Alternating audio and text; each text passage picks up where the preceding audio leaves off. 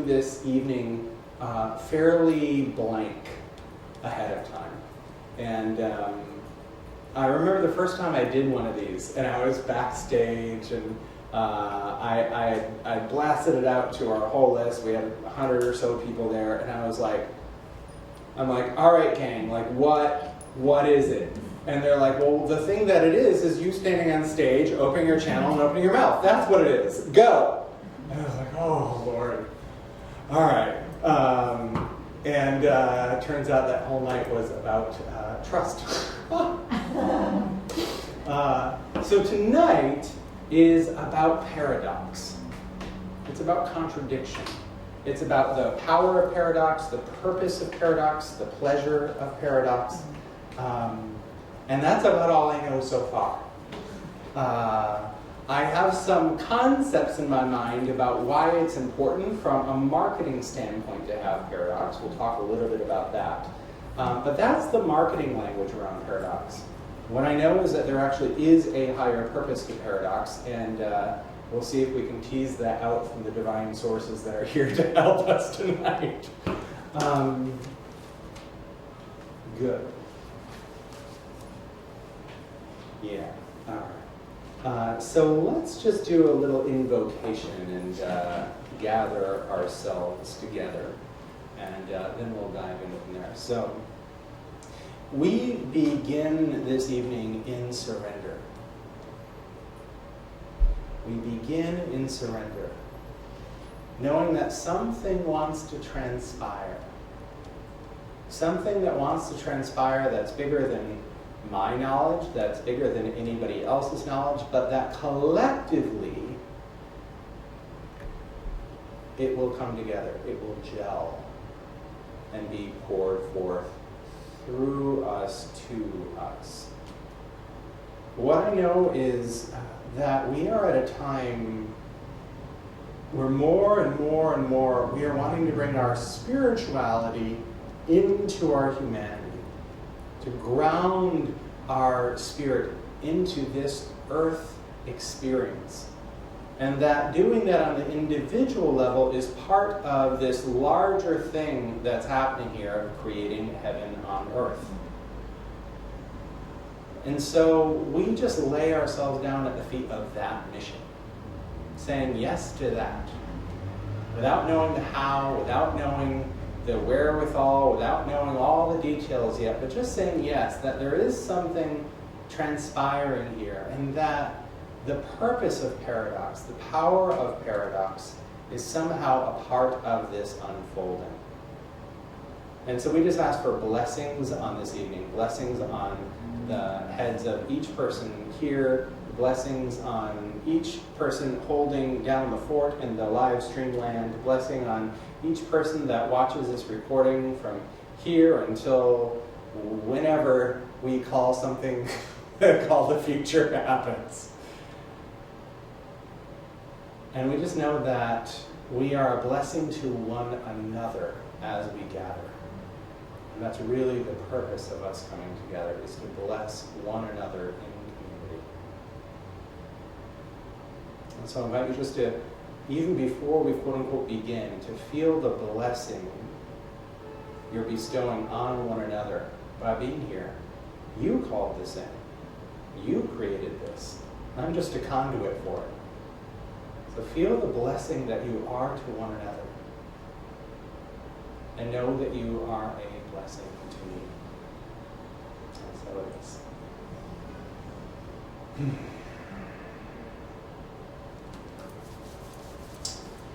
So yesterday, I sent out an email for this, and I shared a little story about myself as a 7th grader. And I just want to start by verbalizing this story. Because I think we all have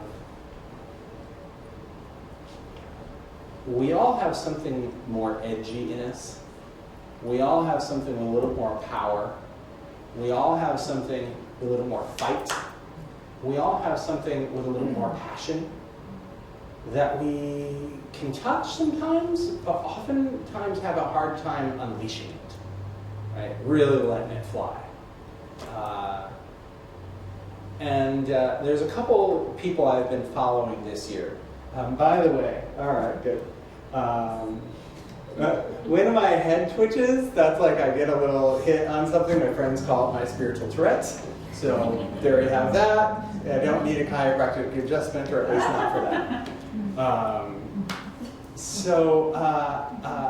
Before I get into that story, let me set a little backstory. This year, over New Year's, I went to a meditation retreat. And oftentimes for me, I don't get a New Year's resolution, but instead I get a theme for the year. And it often comes in one word. And this year, the word was instinct. A year to reconnect my instinct. And I was like, that's going to be interesting. I'm curious how that's going to unfold. But the image they showed me was this. They said, Jeffrey, you've got your channel online. Check. You've got your heart online. Check. Now it's time to bring your humanity online, your sex online, your body online. And they showed me this laser beam that, like, from my genitalia, my heart, and my channel, all coming together, all three lasers into one, piercing the people that I meant to touch. And they said, when your humanity is online, coupled with your heart and your channel, unstoppable, right? That's when you can really pierce the veil. And I find that people tend to go on one of two journeys in life if they go on the journey. One is they start from this early on spiritual quest. Maybe you're more creative, whatever it is, and maybe a little more less self-assured or less inflated, shall we say, right? And then over time we learn to grow, and we come out of our shell, and we learn to step forward and bring our voice to the world, right? And that's that, like, from the deflated response to the womb to the more expressed. So that's one way we can go, and that certainly did more of my journey. And then the other way is to move from the inflated response to the womb and then have to get softer in order to have more meaning and more purpose, more value in the world, right? So when I work, right now, interestingly enough, oftentimes especially my VIP coaching, my executive coaching, are oftentimes drivers, women in their 50s, right? Who like have just driven themselves into the ground, spirits tapping them saying, hey, there's more for you to contribute. To move from what I would call a wound-driven operating system, push, push, push, to a purpose-driven operating system fueled by desire. So right now, all of my private clients are men, which is super interesting for me right now. And it's more that inflated bravado, learning to step more and more into heart and more into purpose, right? So, make sense? Yeah, good. So I found that we do one of those two journeys. And either way, we're called to be more expressed as we step out. I find, especially for the people that have gone maybe more the spiritual route, being more deflated and then stepping out from that, man, we've got gunk around, well, everybody's got gunk around power, but we've got our own unique gunk around power, and influence and edge. And so when Instinct came this year, right, as this like spiritual guy in business, it's like instinct. All right, something wants to come out, you know, and more of my masculinity wanted to be expressed in a healthy, positive, beneficial way in this world. So there's two guys I've been following this year that are influencing me in interesting ways. Some other folks that I'm doing some study with, but one is this dude named Bo Eason. You may have heard of him. So he teaches public speaking, but he was an NFL player who then wrote a one-man show that he put on Broadway, because of course, right? He's really good. And then became a high-paid keynote speaker and then started training speakers. But what he really does is reconnect people to their instinct, to their animal nature, right? Like as a football player, somebody's so in touch with his body and in touch with the earth, right? He really reconnects people to that and helps people unleash it in a beneficial way in this planet. And he does it in the context of telling your personal story. So he's somebody I've been working with this year. And then there's a guy, Rob Bell. You may have heard Rob Bell. He's been on OWN. He's been on Super Soul Sunday, toured with Oprah. So he had a mega church in West Michigan. In fact, 10 minutes from the house I grew up in. Although it didn't become a mega church while I lived there, because I left when I was 18. So it's interesting, because I'm like, oh, I know that community. And I don't know how or why, but I stumbled on his podcast this year, and I've started listening to the Robcast, his podcast. Now, what's interesting to me about Rob is he was this megachurch pastor, but he's also like a surfer, and listens to all sorts of funky music, and goes on tour with comedians, and like, he's really expressed as a dude. And I don't know a whole lot of guys that are like pretty masculine that are also really expressed. Especially ones that used to be megachurch pastors. Right? So he happens to live in LA, and he's done a few events in LA lately. So I've been going to them just to like suss him out and just like check out his vibe and just like be in his field. Because I'm like, he's got something. And what I like about him is he's got paradox written all over him. All over him. He's rife with paradox. And in fact, the church he came through, I think, it couldn't hold that amount of paradox once it grew into an institution, right? So off he goes to LA. Know that trip well. So I have these influences in my life right now that have this juicy paradox thing. And then there's one other thing, and I'll talk about this, and then I'll tell that other story, and then we're going to go someplace else, and I don't know where that is. This summer, I went on a trip to New York. Well, I went to Michigan, then I went to New York, then I went to Philly. But I was going to stay with my cousin, and his place got flooded in the East Village, and so instead, I stayed at a couple hotels. And I stayed at this one called the Aventi. It's a Kimpton hotel in Midtown, and then another one in the Lower East Side. And both were super hip and super cool. And at the time, I had a program I was running that wasn't drawing the right kind of tribe for me.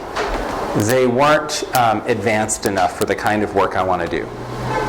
And I got done with that trip, and I said to Noah, the guy who runs the marketing for my company, I was like, you know, Noah, I just realized I've been selling this $9.97 product, which is basically a Marriott. And I'm a boutique hotel, right? Like, the car I drive, the coffee I drink, the way in which I brew my coffee, the wine that I acquire, the house I live in, like it has, in fact, I took Sally Hogshead test called How to Fascinate, and she has 49 archetypes. Mine is the connoisseur.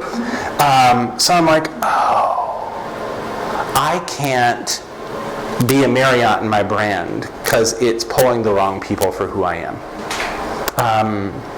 And so there's been these different things that have been stewing around paradox. And the paradox there is, my largest mission is to unite humanity with belonging. But I know for my brand, I actually need to become more elite. Right? So, interesting paradox. Okay, so that's the background. That's some of the like potato and carrot and things in this soup that's been brewing in my life.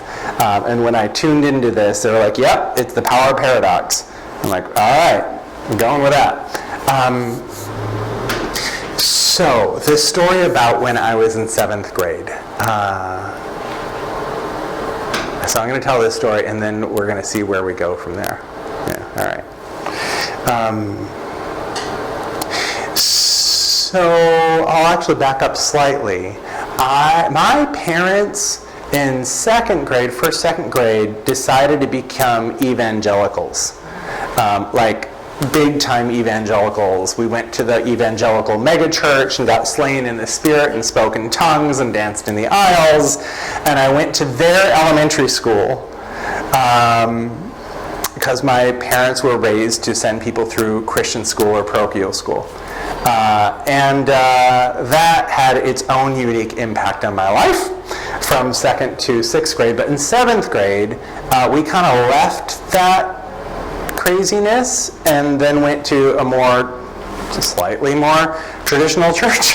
Again, a Christian Reformed church, a Calvinist church, which is, I'm Dutch. That's how we do it. So I go to Jennison Christian Junior High, seventh grade. And the summer before this was when I realized I was gay. I was at the beach in Holland, Michigan, at Lake Michigan with my big sister, and I still remember seeing her friends walk up, and these gorgeous girls in bikinis, and just like abs, and my eyes just getting glued to them and going like, oh crap, I'm looking at the wrong thing, you know, like, and then dawning on me like what that meant, and then the terror of that, because I was raised that it would send me to hell for all of eternity. So my big sister was I loved my big sister, still do, and she was getting into like new wave and all that in the 80s, and so I followed suit, of course, and started wearing black, and I shaved my head everywhere except for a square up here that hung down to here, did this a lot, skateboarded, and wore, well, back then it was my Chuck Taylors, and I pegged my jeans. Yeah. So I go to this parochial school in the suburbs, looking like this. And these kids are really sheltered. And they don't know what to do with me. And I'm 6'2". I'm this height by the time I'm in 7th grade. I haven't grown in height since then. I'm skinny as a rail, but tall. And they started calling me Fairy. Hey, Fairy. And I don't know if it was just a random slam, like how kids will be like, hey, fag, or that's so gay, or whatever it is, or if they somehow read something in me, like, oh, he's different. Either way, I felt it, you know, and it stung, and it hurt. And I had this big secret, and I couldn't tell anybody about it. And so being my height, and they would never do it to my face because, you know, size difference. They were like little twerps at the time. They would do it like 30 feet away. And I just had this ironclad memory. 2-3 days later, passing in the hallway, if they pass this way, I just sock them in the gut, keep walking, and they'd barrel over, and a couple hours later I'd find myself in detention. So I got 47 detentions in 7th grade. And it's I tell that story because when people hear that about me, they're like, you got 47, like how, what? That's not how you seem, I can't believe you did that. And one of the things I've been wanting to do is like tell on myself more and like share this more multifaceted, multicolored, multi-hued character called Jeffrey in the world. And part of the reason isn't just for my own gratification, because it's fun, if not a little scary at times. But I believe that we all grant our tribe inherent permission. We all have an inherent permission we grant our tribe. And I think it can be more than one thing, but part of how we grant it is in just how we show up, right? What we allow ourselves to be or do or say. I remember when I started the Spiritual Marketing Quest, this event series I used to do with Suzanne Falter Barnes. our first event, this theme of like, wave your freak flag, like just erupted in the room. And I think it was because for the first time, these people that did these esoteric things and were trying to build their businesses finally didn't feel crazy and finally saw a relationship between their wounds and their purpose and how to market it in a more effective way. And they're like, oh, I don't have to hide it, I can actually wave it. Right? And it was this permission to wave your freak flag that erupted in the room. And I think that part of the reason to share our paradox, to live into our paradox, to explore our paradox, is because the more we do it, the more permission we grant the people we serve. And I believe that so much of the challenge for those of us that walk a spiritual path, especially a spiritual path in business, is this interesting mashup of spirit and money, spirit and power, spirit and influence, right? These seemingly contradictory things. One's really earthly. Like, you can't really get more earthly than like sex and money. Like, that's it, right?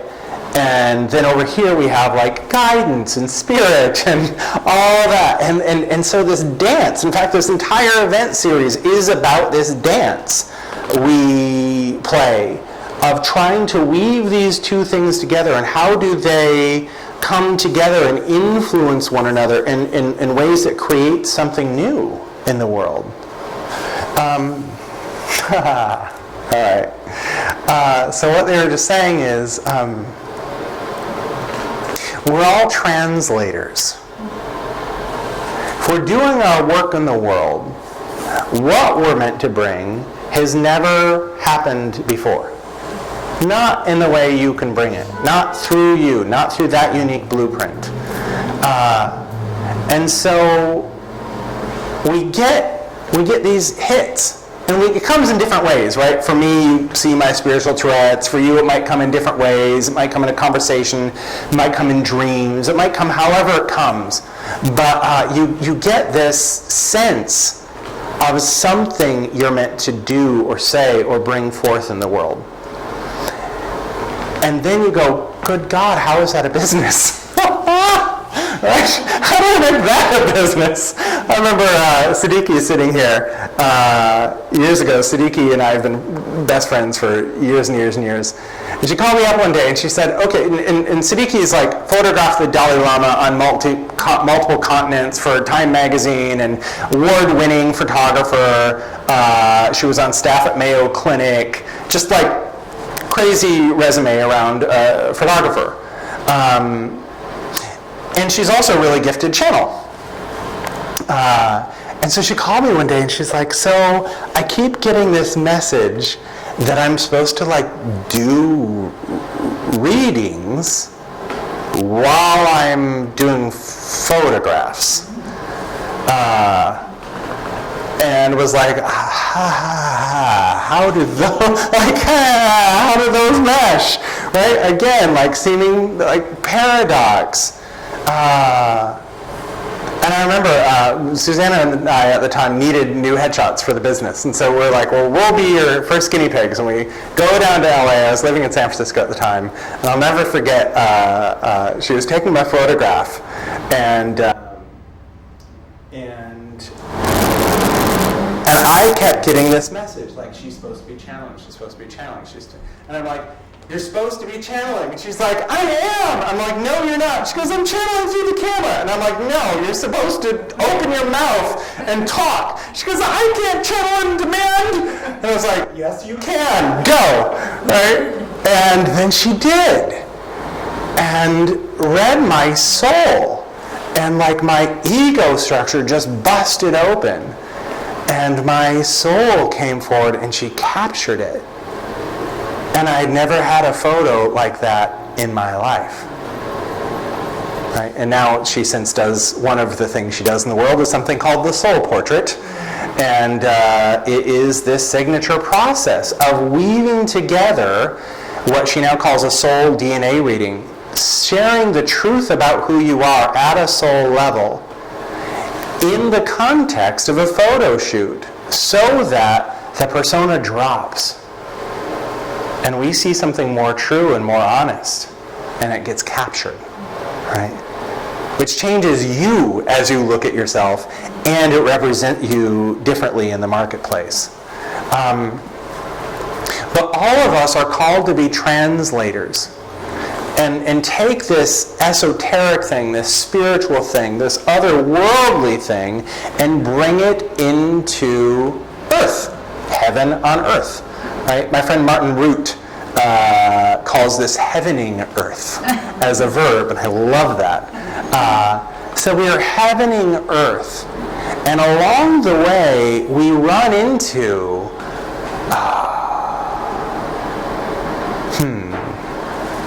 interesting. So what they said is we run into challenges of identity.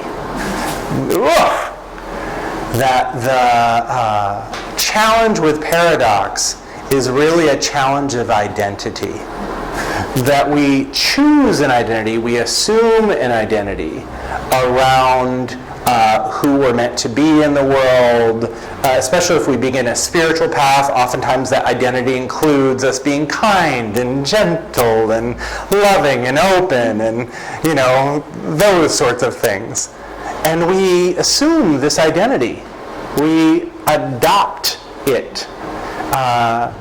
Especially if we also have parts of us that we don't like so much, parts of us that are pushy or impatient or angry or quick to judge or whatever the case might be. And so we go, ooh, no, not that. I'm going to be this instead. Right? And so you get to see me on stage channeling, but you don't see me in my BMW driving like a bat out of hell later tonight because I drive fast. I love driving fast. It's one of my favorite things in the world. And I don't know if it's because I was raised in Michigan or what, but it's in my blood. I swear to God, if I didn't do this, I would be a car driver. Like a race car driver, that is, not an Uber driver. Because they would probably get really mad at me. Right, and so I do this, but I don't show you that. Right, and all of you and my dear friends, they're like, oh yeah, Jeffrey's driving. Right, like, I'm safe, but it's brisk. And so then you don't get to see that. And I feel like it costs the work something. It costs the world something for me not to show more of who I am. Because it perpetuates the idea that spiritual people are one thing. And it keeps us from bridging into our humanity. Right? On some level, our spirit already knows itself. It doesn't need to be more spiritual. It's got that handle, right? It's all about our humanity. It's about bridging and bridging and bridging and bridging into our humanity, and especially into the parts of us that feel risky or dangerous or sexy or edgy. Like that stuff is where the juice lives. One of the things I love about living in Los Angeles is it doesn't shy away from that, right? And as a guy who's pretty rooted in himself at this point and pretty rooted in Source, I feel like I can now step into that and try that on without losing myself, right? And the more I do it, I feel like there's more available. And it's just as a character on stage in front of you, it says, oh, there's more available for you as well, And I feel like each one of you do that with your tribe. That the people you're in front of, the more fully expressed you are, the more fully expressed you allow others to become. But in order to do that, we have to come face to face with these identities that we craft. And we have to break them, we have to shatter them. And it's risky. Because what are they going to think? How are they going to respond? What's it going to be like as I share that bit about myself? Especially stuff like Noah and I, my marketer, we've been looking at paradox for my brand and like how I'm supposed to show up in the world. And one of the things he was sharing is that in character development, like superheroes, we never root for someone that's not flawed. And the reason is, if they're perfect, they don't need anything from us. Why should I root for them? And especially in the spiritual path, oftentimes we seek to perfect ourselves. No perfectionists in here. I don't see the thing. You know, and yet a perfected character is pretty boring to the world.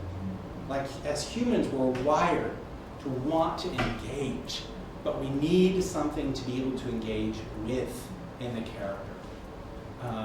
And so whether it's Tony Stark, that's like brilliant, but can't open his heart for like a can of beans, or Superman, that's strongest man in the world, but kryptonite can bring him to his knees, or anything else, all great characters are flawed. Right? They have contrast, they have paradox that's interesting. It's in that tension that we want to engage. And you know, in my work, in my courses and such, the primary thing I do is messaging, branding, go-to-market strategy, positioning. Like that's what I do for a living. This is this other interesting thing that I do once a month. You know, and so as somebody who looks at brands, and looks at messaging, and looks at marketing, so oftentimes we want to get it right. Right? And we want to get our go-to-market strategy right, our messaging right. Oh, and we like gnash our teeth and bang our head to like get it right. And then when people don't respond, when we send our communication out, then we get even more all up in arms about, why isn't this working? Someone please help. And we try to get more and more perfect. And maybe that's not the way. Maybe what we need to do is get more human. Maybe what we need to do is get more raw. Get more vulnerable, get more edgy, right? Good. So one more, please, and then we might just go to hot seats after this. But what they're saying is oftentimes, ooh, I did not see it tonight coming here. Oftentimes, where this leads us is into our sexuality, into our sex. And if there's one place I see a lot of people not wanting to go, especially spiritual folks, is into our sexuality, into our sexiness, into like the base of our humanity. There's nothing more human than sexuality, having sex, babies coming from that. Like it's where we come from.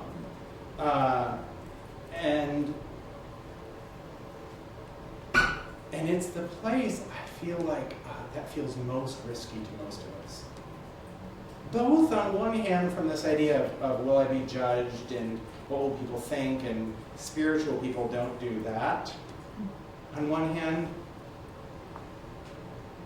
And then also I find that a lot of people hold rage in their sexuality, unexpressed rage. Especially anyone that's ever been sexually assaulted or molested.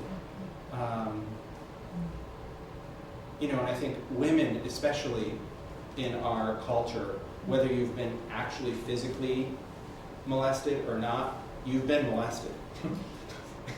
Period. And so it feels dangerous, and it feels risky, and it feels dark on one hand. But there's also something really alive about it. Something sensual, and something beautiful, and something essential.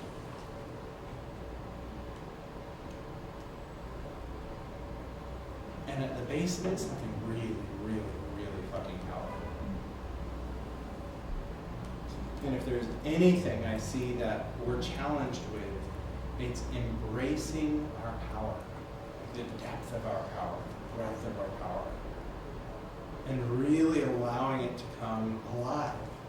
And the fear, of course, is when rage is hooked up with it. It's like, I can't bring that out, right? I don't trust myself with that. I don't want to harm people, and I don't know that I won't if I tap into that. And so that's the place where I think our identities really get shaken when it comes to paradox, is not only am I scared necessarily to show that and to display that or demonstrate that or be sexy or whatever in our affect or in our brand or whatever it is, but at a deeper level, what will I have to touch in order to get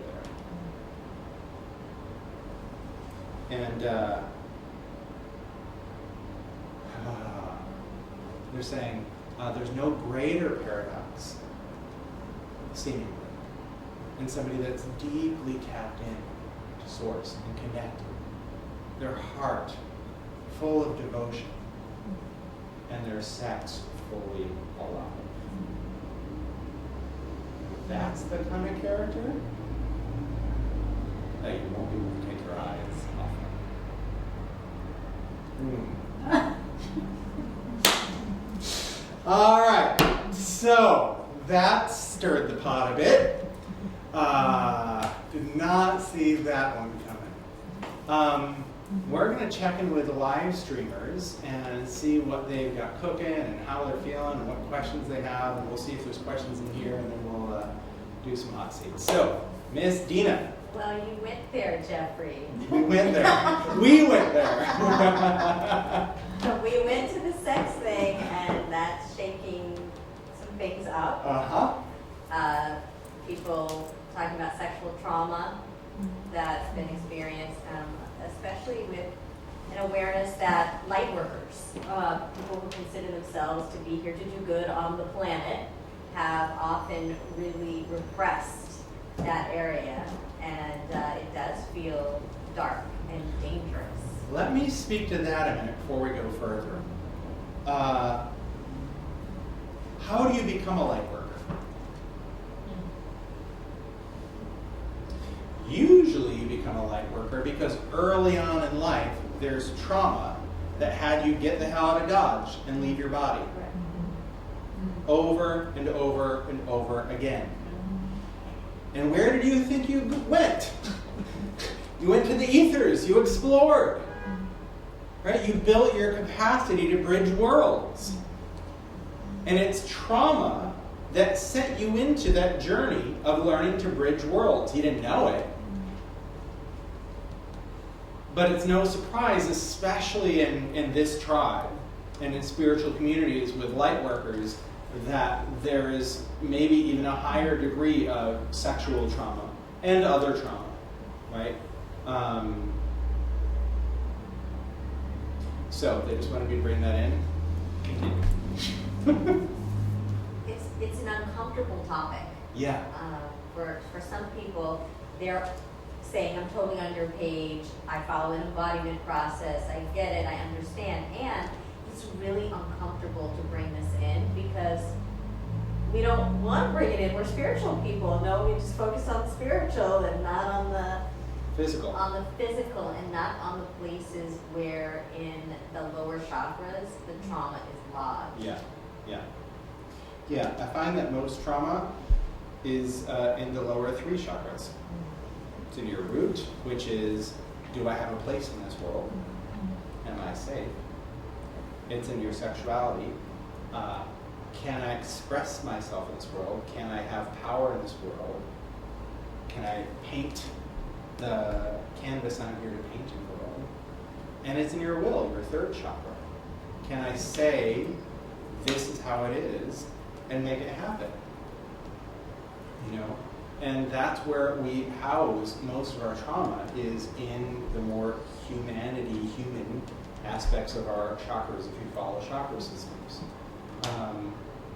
I find that earlier when I began, I talked about how people tend to either inflate early in life, and then have to learn how to soften, or we tend to deflate and then need to learn to come out of our shell. And I find that the inflated people start their journey from the root up. I will make this happen. I will build my Fortune 500 company. I will, and so forth. And being sexually reckless. We have a guy on the campaign trail that is showing us all about this right now, right? And eventually, if they're on their path, they'll need to soften their heart. They'll need to learn to speak what they know, to actually see the vision for their life, and to listen to something larger than themselves for that guidance. A lot of folks on the spiritual path tend to do the opposite direction. We're more open here. We can see the vision. We begin, oftentimes, the journey learning to speak it, right? And then there's this gate on either side of the heart that's like a doozy, and learning to open that and actually go into that heart, which is that world. It's really liminal. It's between spaces, between more spiritual and more earthly chakras, if you will. And then once we've got our heart online, all right, now can we step into our will, right? Which is about having a power and influence in the world, about having say, about bringing this vision into form. Can we move into our sexuality? Can we be creative? Can we have our power on display honorably? And then can we really, the root is about living without apology, about not having to justify how you see the world and how you live to anyone. And a lot of times in the spiritual path, we feel like we have to justify how we do life. But once you're in that place, you don't justify it to anybody. So yeah, it is uncomfortable. And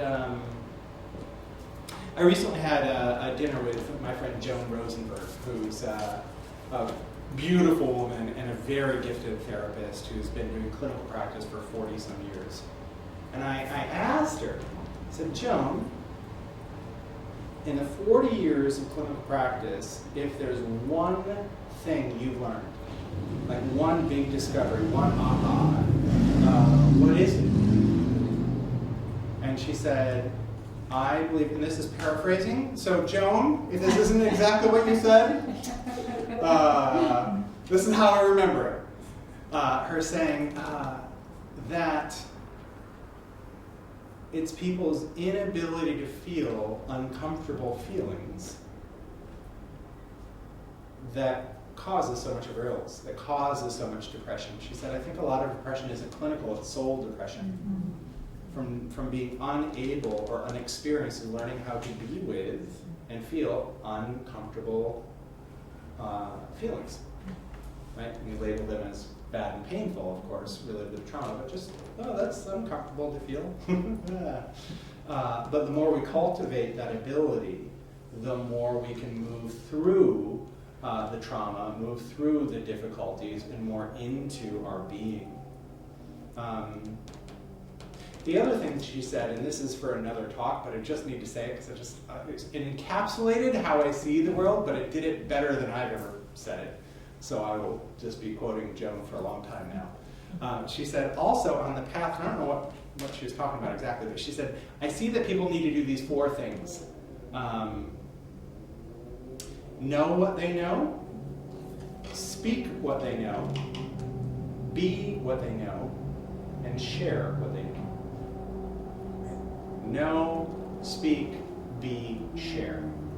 And I said, Joan, that's kind of amazing because no one has ever hired me that isn't conflicted around the first 2, that isn't reconciled to what they know, or isn't reconciled to speaking what they know. And my work is actually to move them into being what they know and sharing what they know. Right? Beautiful. So I just had to add that in. Anything else on live stream? They're talking amongst themselves now. Right. Walk amongst yourselves. They're having some breakthroughs about, their work and what they do. It's very, very good. All right. Fabulous. Good. So, part of what we do at these evenings is I talk for a while, and then when it feels like I've run out of things that are coming, we do some work. So I've run out. So we're going to do some work. So I'll set this up for us as we dive into this. When I bring people up here, I will often cue you up with, are you in this place or that? But more than anything, I'm just feeling into and invite you to feel into, oh, is that me? Right? You're here for a purpose, and it very well may be you. And we'll just see what's cooking, and go from there. So really, here's the only this topic of paradox was not the most tidy topic I've ever spoke on, and so we've kind of gone a lot of different places tonight. So I'm less concerned that it matches directly with the stated topic of the power of paradox, and more interested in that something's cooking for you, that it's opened something up, and that there's something you need to lean into that feels a little edgy, a little uncomfortable, a little no thank you, but I must, right? So that's what I'm looking for. And we'll do live streamers, we'll do somebody up here, then I'll check back in with Dina, then we'll do another person up here, and then we'll probably be complete with the night. So, if that's you, and you're being told you're meant to be in the hot seat first, raise your hand. Good. Come on up. Yep. I gotta say, it's so fun when you have extra help, because my brain doesn't have to try to strategize it. It makes it so much easier. This is pretty scary. Yeah. Right in my face. Right in your face. Hello, people. That's how microphones work, yes. Well, keep it here. So, hi. So could you share your name? It doesn't have to be your full name, just your first name. Sophia. Sophia, great. Thank you. So first of all, thank you for being here. What I know is that you are a proxy for many people. Some people in this room and people in the live stream, that whatever we're going to uncover is in support of you and support of really this community. So you're doing work for more than just you, so thank you. Yeah. So let's start here. What's cooking? Let me get more precise. What I said was you're being called to lean into something that feels uncomfortable. What's that? Well, I've first of all never shared it publicly, let alone to a live stream. Pretty much everyone in my circle, well, a few people know. Most of my colleagues have no idea. So I'm pretty surprised that I really felt compelled to be here tonight. Drawn to your email and then this question.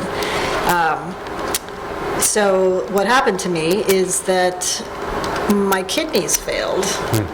And I was in the hospital for the last almost 4.5, 5 months, and I almost died, not once, not twice, but 4 times, each time I was in there.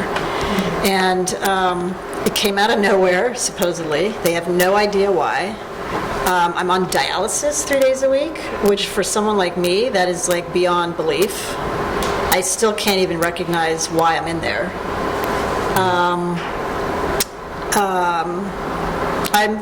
Okay, you've talked about the 2 modes. Yeah. I'm the one who was probably the inflated one who drove through will and really accomplished a lot in the world. And I know I need to soften. But this whole experience, being in there, they don't know why I'm alive. They keep saying they don't get it.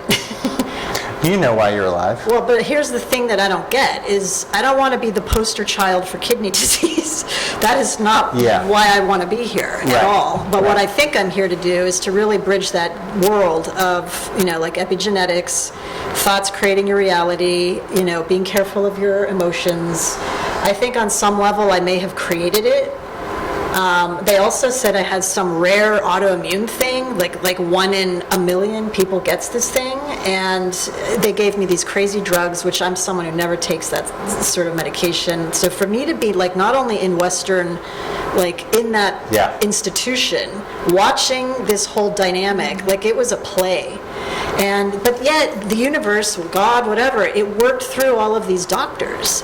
And I mean, there was one day where I was like, I mean, I don't mean to be graphic, but like I was code blue, like I was in ICU, and I was like less than 90 pounds. Like the fact that I'm even sitting here, that I've even gained weight, that I played tennis for 2 hours on Saturday with some guy, like I don't know how this is all happening. Yeah. And the work thing is really a problem because I keep getting all these recruiters, they call me for these really big jobs, and I can't do 80-hour weeks anymore. Yeah. And I can't do the tech world anymore. Yeah. Okay? And I don't know who the hell I am unless I'm building companies, getting VC money, like making huge disruptive technologies, bringing those into the world. Good. And I do go to market strategies too, I do branding, I do all that. And I don't even know what I'm here to do. Yeah.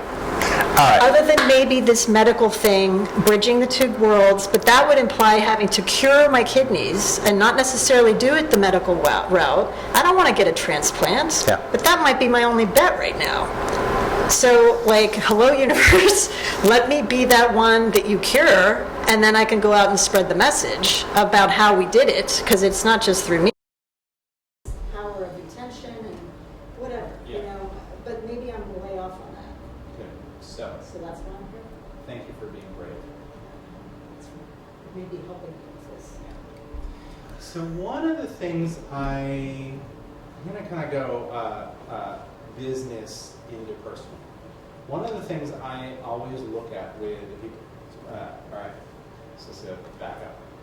So the thing that I love doing most in the world is working with people that are meant to be change agents in systems.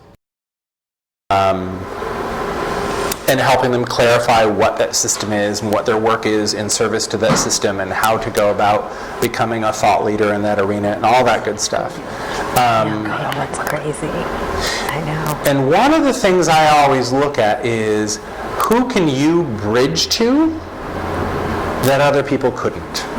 So again, this idea of creating heaven on earth, of heavening earth, of bringing the esoteric into the physical and spiritual, physical and human, that's one aspect of it. But another part of that is because of who you are, who you've been, the life you've gone through, there are certain people you can touch and reach that I couldn't and that other people here couldn't, right?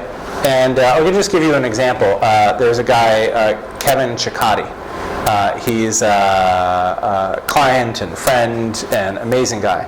And he works with project managers. That's he trains project managers and helps them become more efficient, all that good stuff.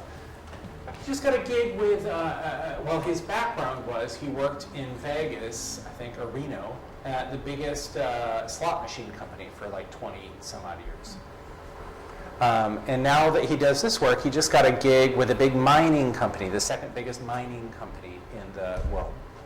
And it just cracked me up because I'm like, man, a mining company would never talk to me, right? Like it just wouldn't work. I can't bridge to the mining company. But he's like a guy's guy. And he worked in like blue collar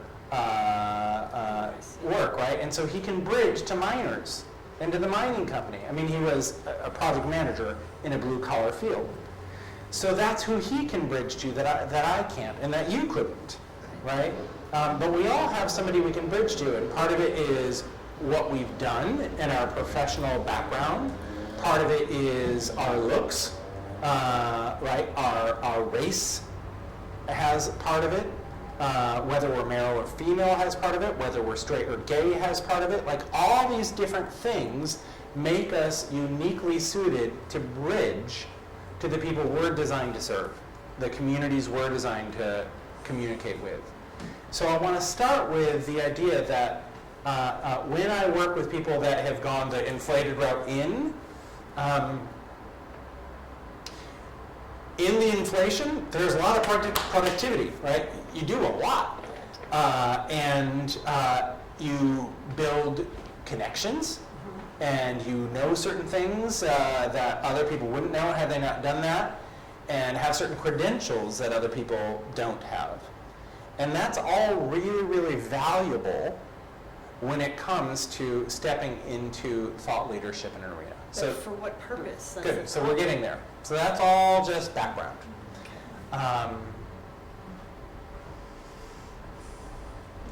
Then there's this thing called discernment.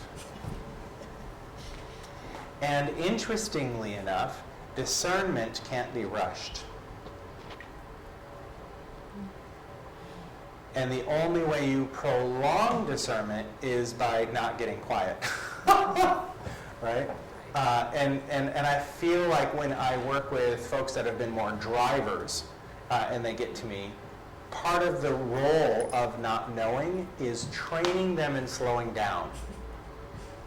Because you can't have discernment without it, right?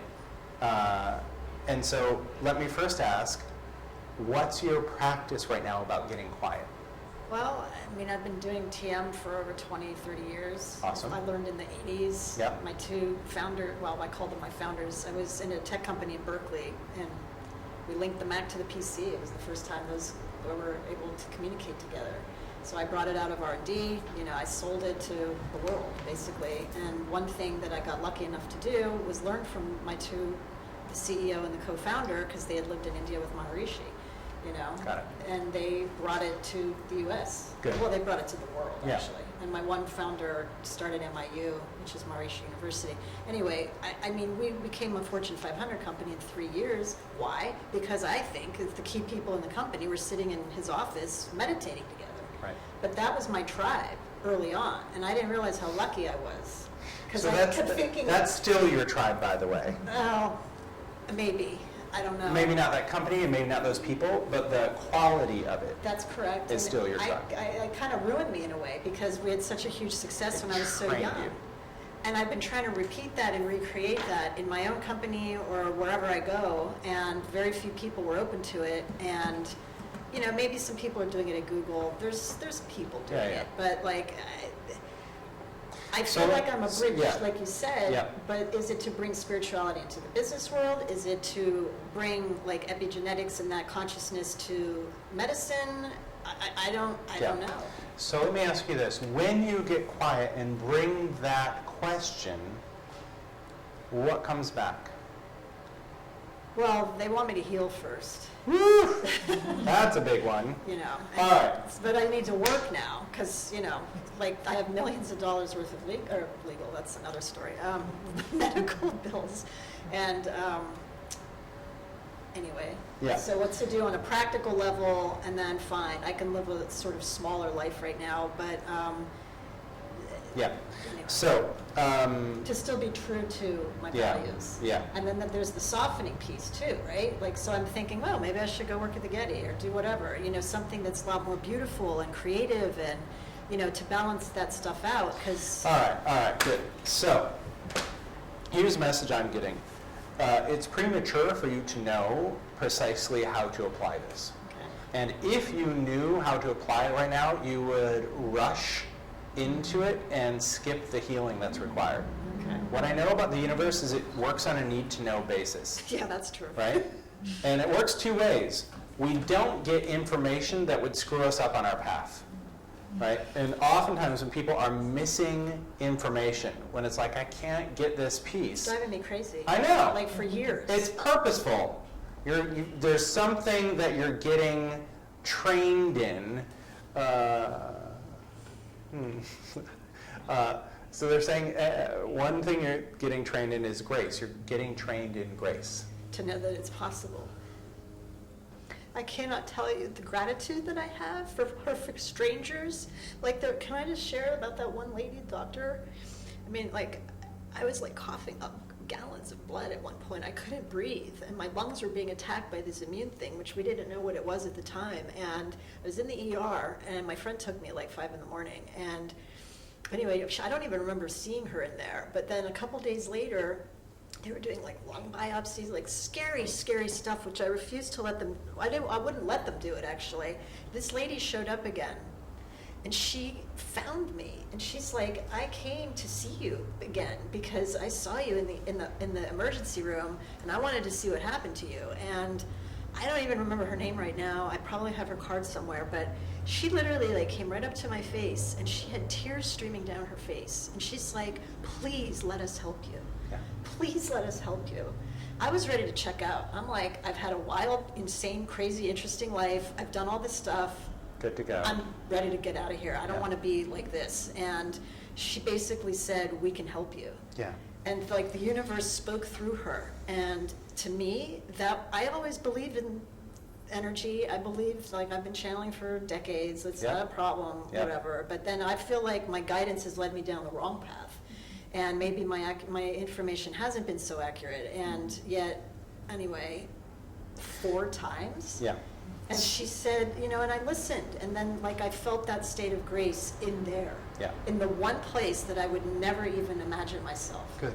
So part of the work that I'm hearing you're here to do is to bring states of grace into places we wouldn't expect it. Now, we don't need to get into the how yet. We aren't there. And if you got too much information about the how, you would go off and do it. And then you would get sick, and then you wouldn't be very useful in the long run. So, but first let me just speak to a couple principles. One is we get information on a need-to-know basis. And there's a couple parameters. One that we're seeing here is, especially when people are drivers and they're executors, And I'm not allowed to do that right now. No. And I can't, like, I feel like a failure. yeah, that's the purpose of this time. It's like I'm being punished to not use my gifts. And I feel like, how much longer is this going to go on? And I mean, I'm in survival mode now, and I've had a lot of money and a lot of success. And this is, like, I don't understand. Yeah. Yeah. Take a breath. Sorry, and I've No. just, No need to be sorry. I feel like I'm really struggling with this. And Yeah. I've had so much given to me and so much to be grateful for, which I am grateful for, but I don't know how to integrate all this. Yeah. Yeah. So first, they're just saying it's one day at a time. Oh, that's true too. This is really a one day at a time journey. And that you're learning about grace. And it's one, So they're saying in the first half of life, you did it. You and your will went out and made some amazing things happen. And what's being called for, what's being asked of you, is to be a vessel for something to move through you. And that's a state of walking grace, living grace, right?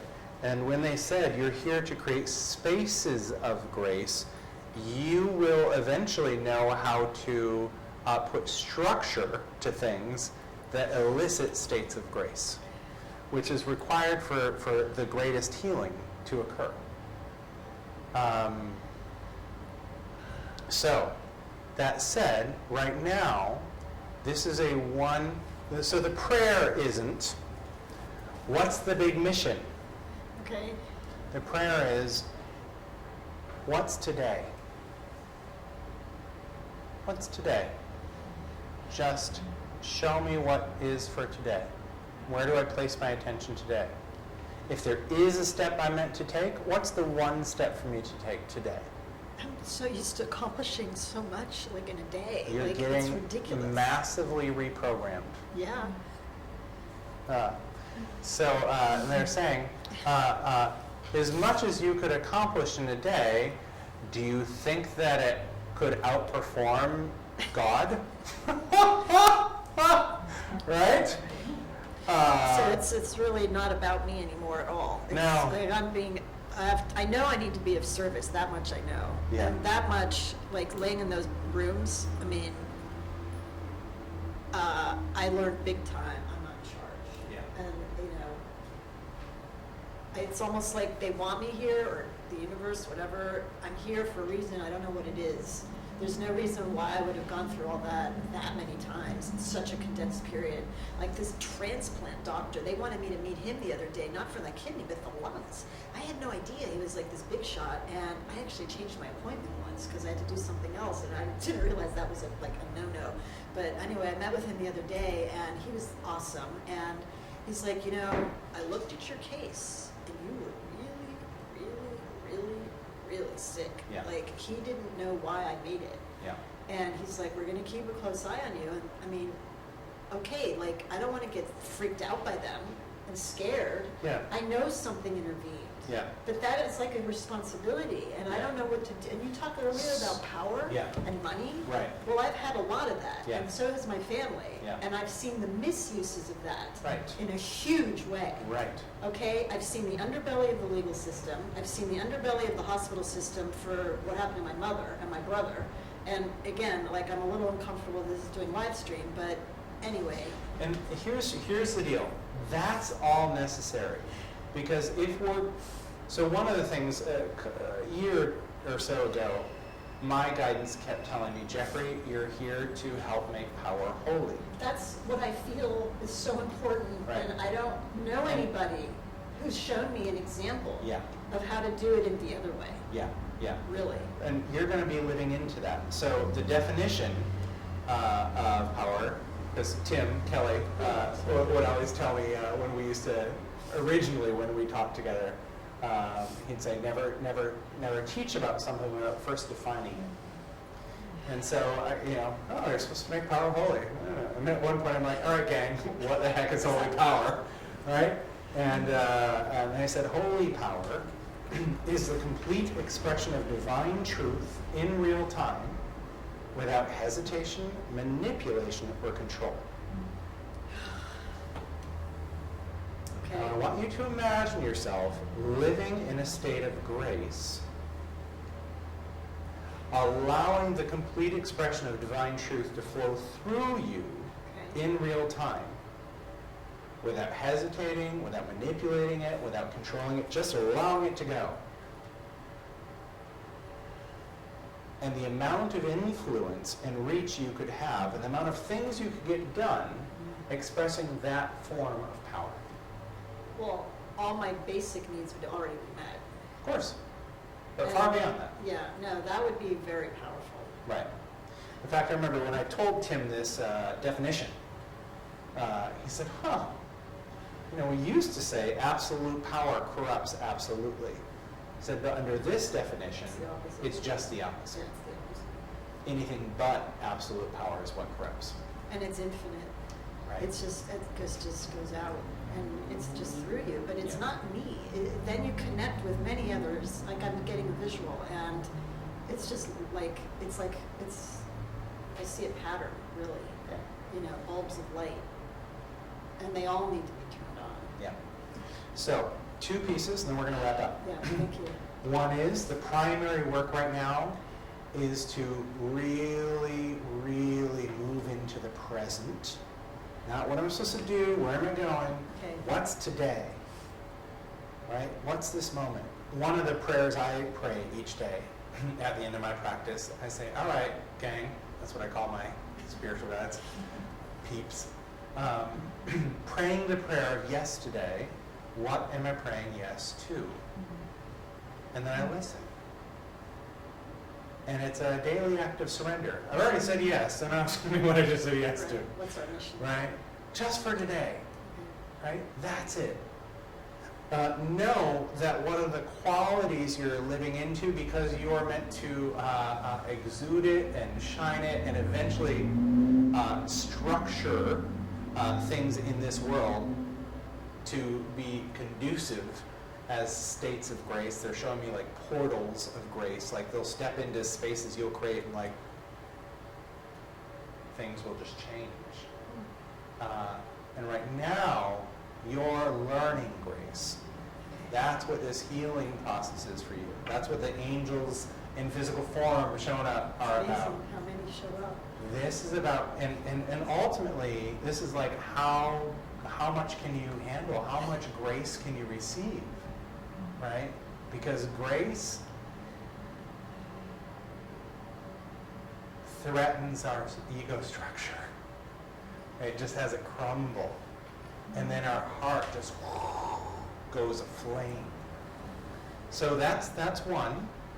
And then the second thing I want you to do is to pay attention to what starts to come into your orbit without needing to grab at it yet. So for example, anybody who's been at these things for a while has known, like, I've been feeling this thing about financial services, that I'm supposed to work in the financial services industry and help that industry as the next place.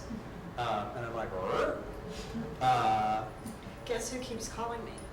3 calls from Transamerica in the last 3 days. Like, I don't know why they're calling me. They want me to work with money, I guess. yeah, Okay, but that's like an example. Right. But I don't know how to read the signals. yeah. So how you read them is you notice what shows up in your orbit, and then you feel into your physical response to it. Okay. Is there a spark? Is there an or is it hell no? Okay. Right? And where there's a just go right? Financial services first just started showing up kind of in my consciousness, and it was way off in the periphery of my orbit. But then, like last week, I had lunch with a woman that's one of the top 5 advisors in Morgan Stanley in the country. Cool. You know, and they just show up in my orbit, and then they're like, "Oh, you're cool. We should have lunch." And I'm like, "Okay." And then I have lunch, and then they're like, "Oh, our advisors could really use your work. That's really neat stuff you do. We should talk more." I'm like, "Okay," right? Like, and it started in my orbit, but I knew at first there was nothing neat for me to do about it. That if I were to go and try to manufacture something and go after it, that like I'd almost scare it away somehow. That it's this process of letting it come to you versus you going to it. And that's a reversal of role, right? That's like flipping the polarization, the switch, is to like notice what shows up in your orbit, notice what you have a visceral response to, Okay. and start going, oh, okay. And then your antenna will start to go up about it, and then more things will show up, and eventually something's going to drop, and that'll be the next step.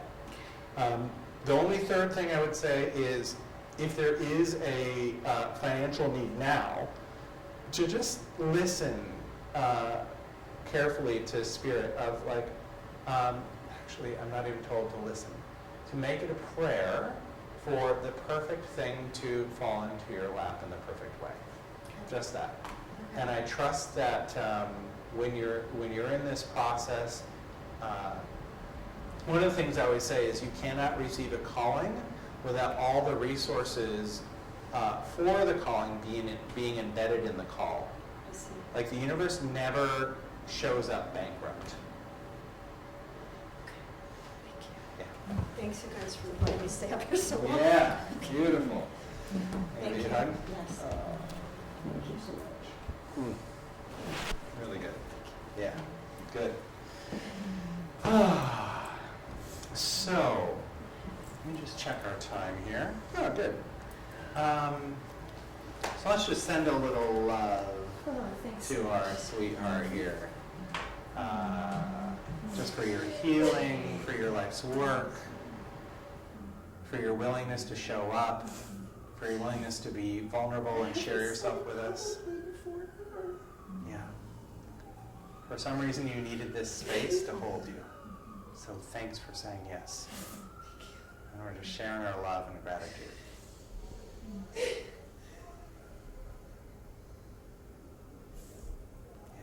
just keep breathing.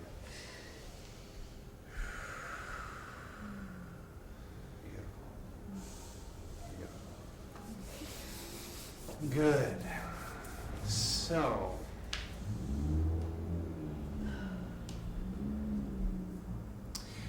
I was saying earlier that the universe works on a need-to-know basis. And there's 2 primary ways I see that shows up. For people that are typically drivers and executors, the universe does these little drops, which teaches us patience and faith and grace and all that softening.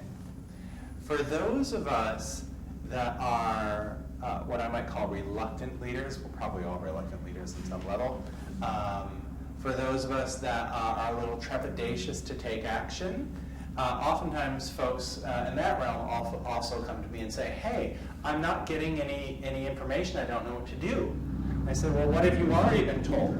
Oh, blah, blah, blah, blah, blah. And I said, and have you done blah, blah, blah, blah, blah yet? Well, no, but I want more information before I do that. And I'm like, if you aren't using what the universe has already sent you, why would it send you more? Right? So that's the other form of need to know, is if you're going like, okay, universe, I'm ready for more information about what to do. It's like, well, have you already taken action on what you've been told yet or not? Because if you haven't, chances are you won't get more. Right? And now they're just showing me that, so interesting. So they showed me how a building is built, that you start with a foundation, and that if you tried to put, say, the rest of the house up without a foundation, that wouldn't work.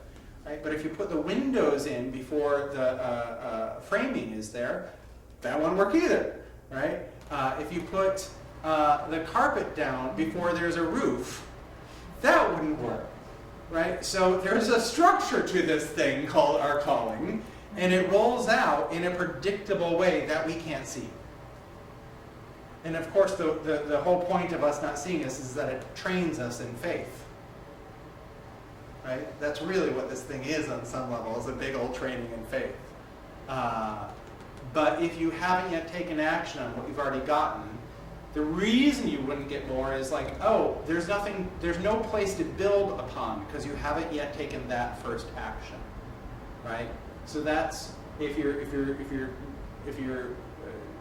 typically looking for more data, it's one of two things. Either you aren't taking action on what you're already given, or you're being trained in things like patience and faith.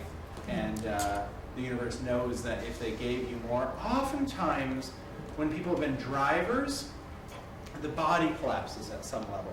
Right? Here we are at the Hall Center. And a lot of Dr. Hall's patients have adrenal fatigue, their hormones get out of whack. She deals with a lot of women who are in perimenopause and menopause, where they're like, I don't know who I am anymore, I don't know why I'm here. And it's this massive, like, creative reset.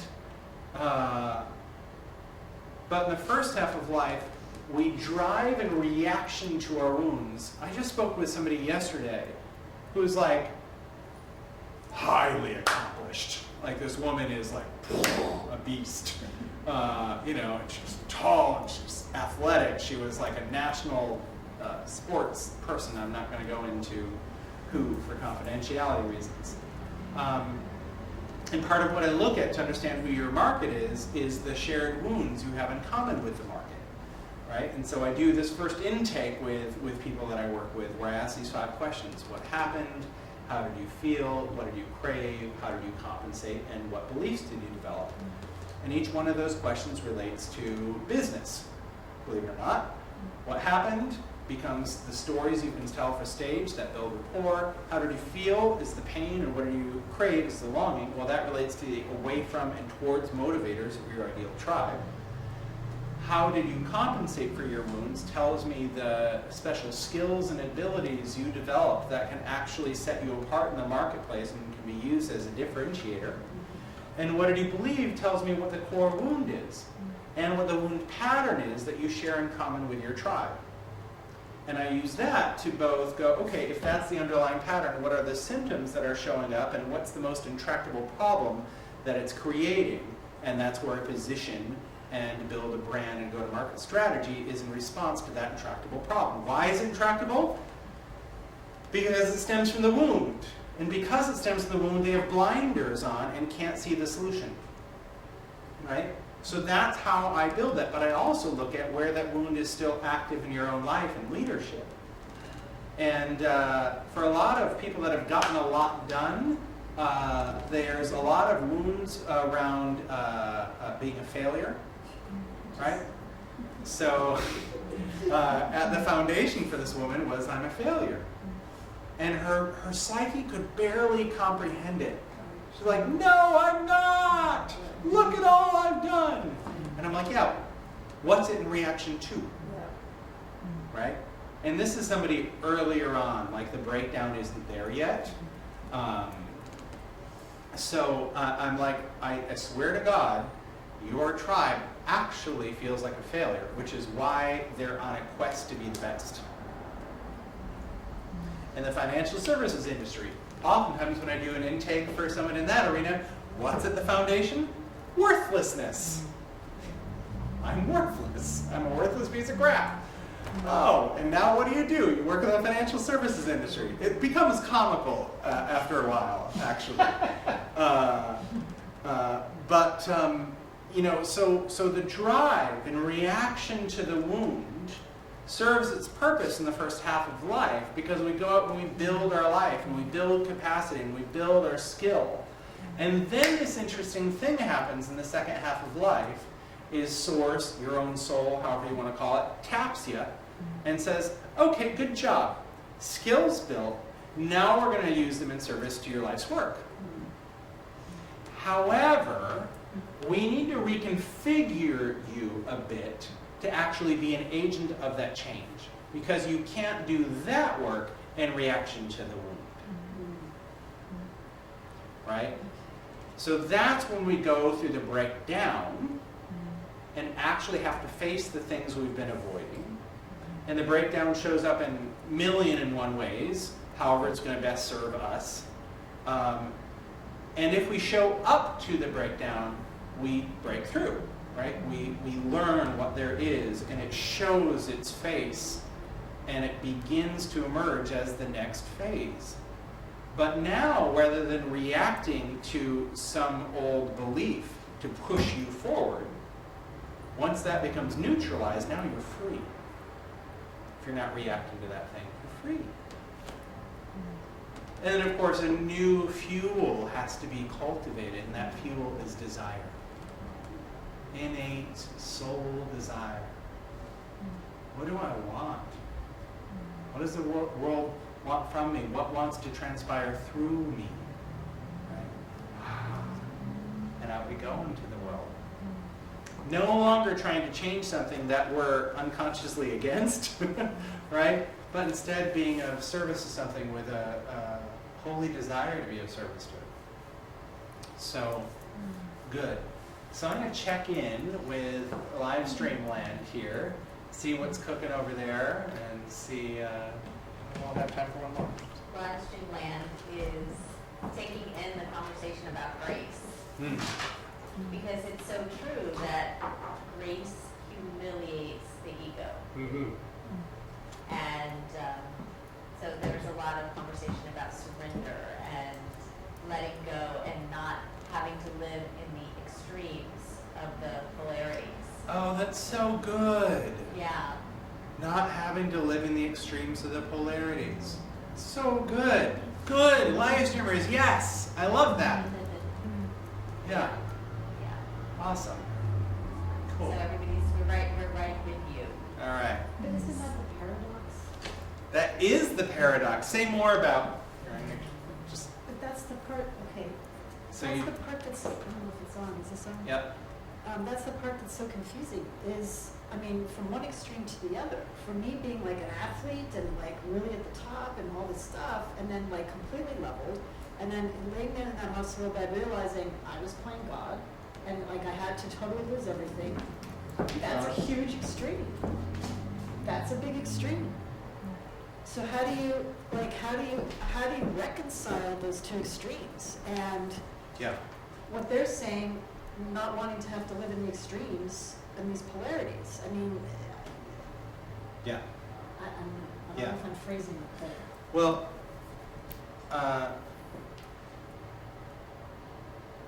I don't want to be average. Right. I have skills. I don't. It's, Oh, I don't think any one of us are here to be average. I think that smacks in the face of our design. Or to play small. Right. No. The polarity is there's something great for you to do that's not for you to do. I see. Okay. Again, get the ego out of the way. Integrate the ego. Allow the ego to be of service to the work. Right? I don't think we can get the ego out of the way, per se, at least not in my experience.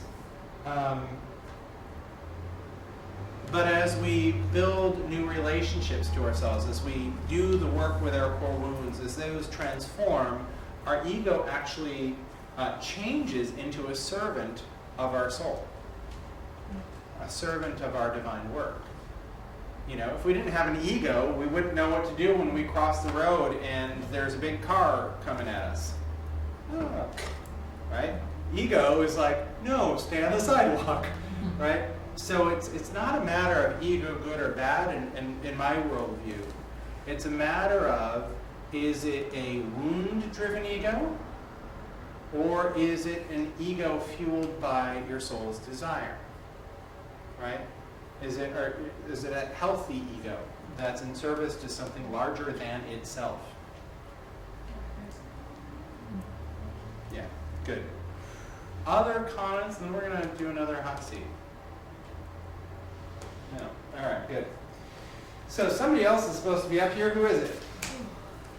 Yep. And then we might actually have time for you. If not, but yes, really. Come on up. Thank you. That's the first paradox. Do I want them up there or don't want them? Right. Can you share your name? Marion. So, you are just lovely. Oh. Isn't she just lovely? Thank you. So, something's pinging for you tonight. What is it?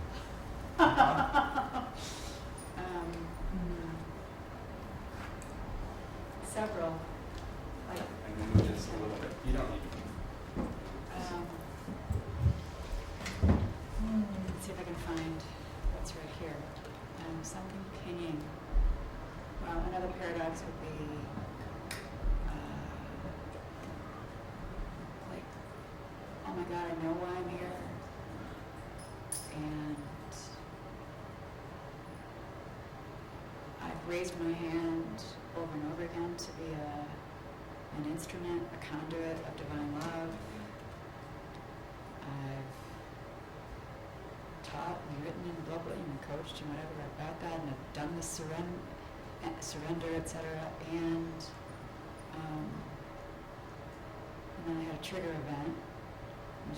I'll skip the stories, but like 3 significant life things, and then a trigger event that really just was my dark night of the soul, lost faith and faith, and I put myself on sabbatical. So we're going to pause there. Okay, too much story. No. Can't hear? Just stay there. We'll see if we can adjust this. Marion, can you just say it a little bit more? A, B, C, D, E, F. Is there nothing going on? There? I don't know. There we go. Say a little more. Hello. All right. Now we hear you. All right. Cool. So, man, this thing of lost faith. Something really rich there. Can you take that first channel and bring it down a little bit? That's mine. One closest to the master. And it's renewed, and not in the same dark I get it. place. I get it. And whatever you're picking up, go for it. There's an important discussion collectively around the loss of faith. So I think it was last month, maybe the month before. I think it was last month. I talked a little bit about liminal space. Yes, I love that one. The space between spaces, Yeah. right? And somebody asked a question about liminal, and man, the answer that came through was just so rich. And it was that the purpose, so liminal, you're no longer in one space, but you're not yet in the new space. You're no longer, it's like a threshold of doorway. Not yet, no longer in room A, but you're not yet in room B. And this thing we're talking about answering our calling, about moving from a wound-driven to a purpose-driven operating system, there's always liminal space there where where our old drives aren't fueling us anymore, but the new drive hasn't yet taken root, and we're just kind of like, right? And eventually we start to notice our soul's desire, that spark of yes, and start to feed that fire and cultivate it, and it becomes the new operating system. So we're talking about that.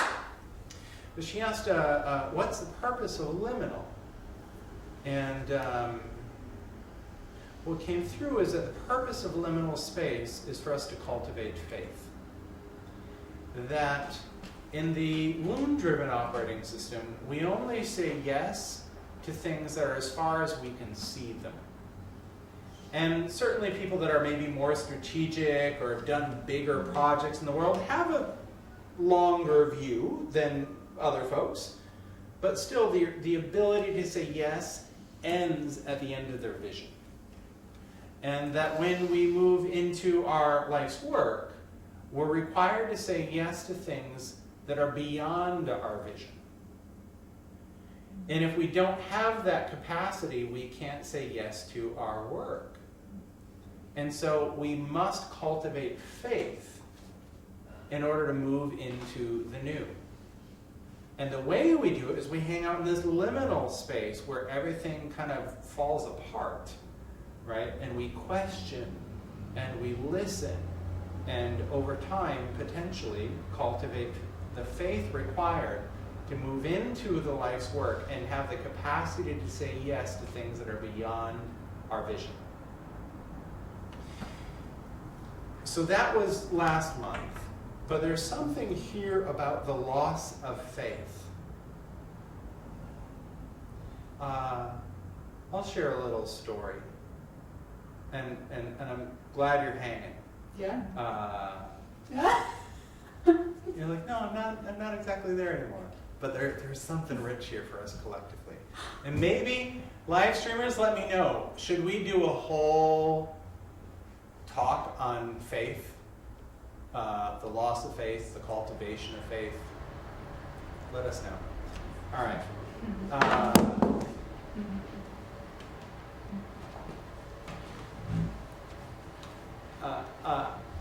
Siddiqui actually did my own process on me, my questions on me a while back, because I was feeling this call to share more of myself and some tender parts of myself.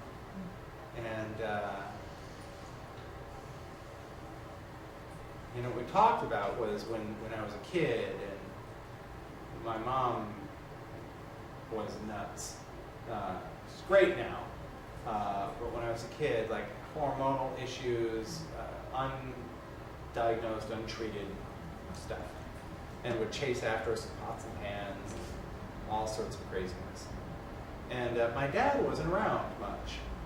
They were married, but he built a home on nights and weekends over many years that we eventually moved into, and was always traveling and whatnot. But most of all, what was interesting is I grew up in this faith that talked all about the end times, right? And I literally, like as a little kid, like fourth grader, when the sky would be a really red sunset, I'd be like, oh crap, is that the sky turning to blood? Or is that just a red sunset? And I would literally look around to see if there were cars driving without people in them, and riding lawnmowers, because we had these big lawns where I lived, without people on them, right? And I would look around to see if the end times had happened, if I had been left behind. And what I never connected to was feeling betrayed by God, right? Feeling betrayed by at least that God, right? The God of my upbringing. And it's a funny thing because I've been on the spiritual path for so long, and I channel and blah, blah, blah, and that's a really natural thing for me, but it sparked something. And for me, it sparked something around masculine power, interestingly enough, because that was a big masculine God in the sky, the God of my upbringing. And I think when we're talking about cultivating faith, we have to look at our betrayal by God.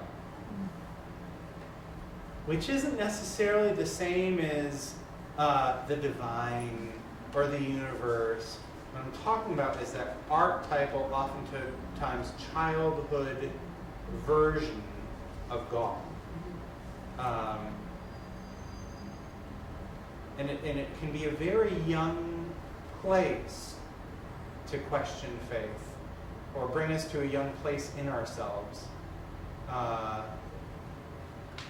that has to be reconciled in order to move forward with a sense of ease, a sense of grace, a sense of, okay, I can trust this thing.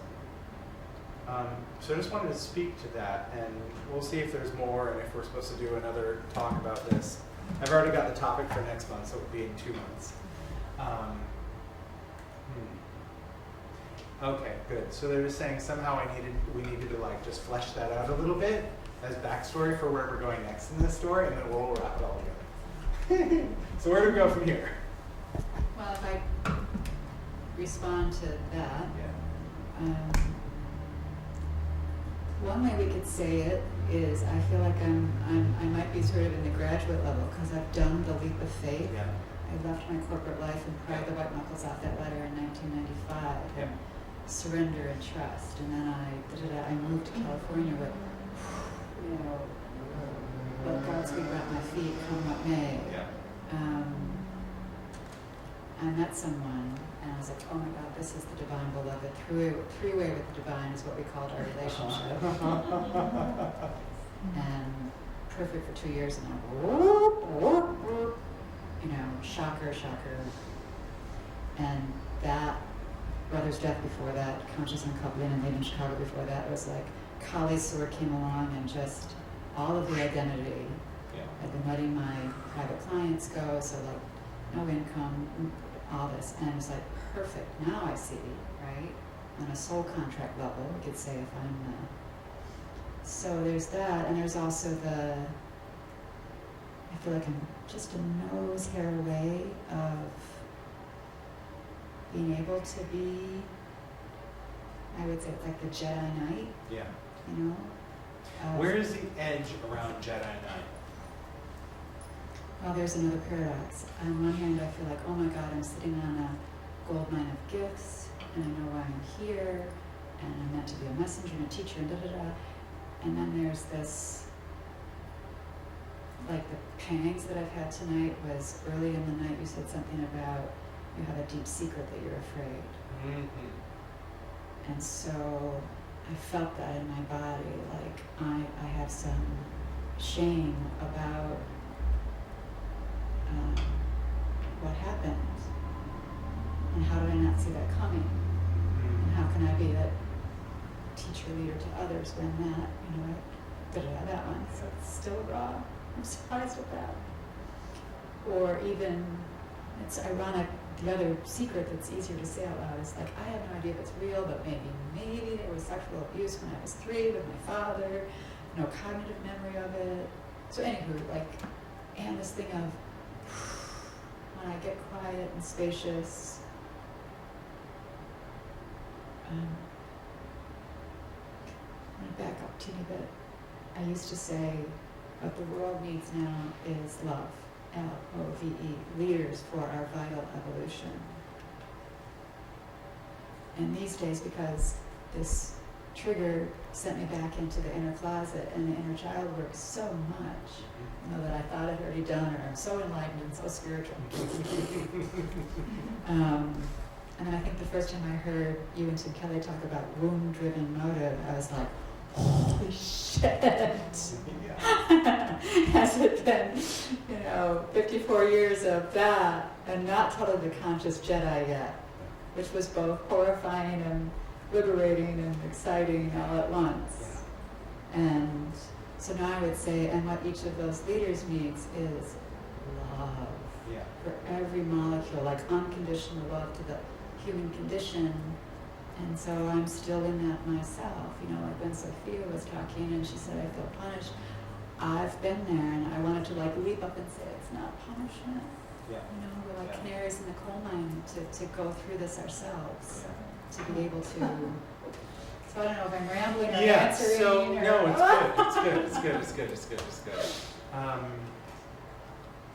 So you're an interesting one because you're, no, and by the way, everything I say, take it with a grain of salt, right? It's like eat the fish, spit out the bone, so if this doesn't land for you, it doesn't land, big deal. But I get this sense that you're tricky, you're slippery in some ways, with yourself first and foremost, right? Like you're like that old saying, you're too smart for your own good kind of thing. I say my ego's been to all the courses and read all the books that I have. Right. Exactly.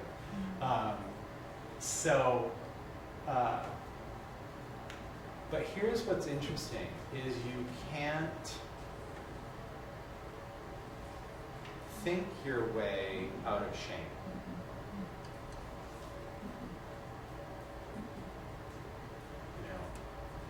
You know. And here's what I. Yeah. Okay. Here's what's cooking. So what I'm hearing is an invitation for you to see what you're learning now as archetypal learning, meaning that it's larger than you, right? That it's happening on a personal level, sure, but that anything you're experiencing on a personal level is also occurring on the collective, and it's something you need to know about because it's something you'll need to attend to, right? So I'm curious, when you look at this shame, and tune into its connectivity to something in the collective, what's there?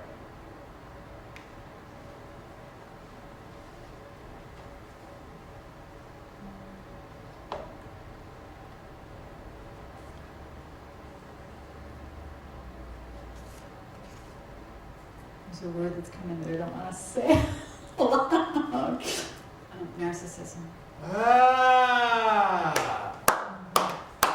And narcissist personality disorder. Good. Because maybe this person that I thought was my beloved could be that.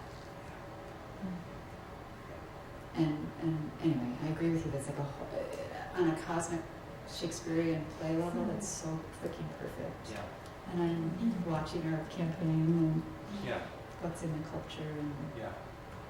So what's there for you to contribute? What is there here for you to lean into around narcissism? like Sophia said, I have no interest in being poster girl topic-wise about that. But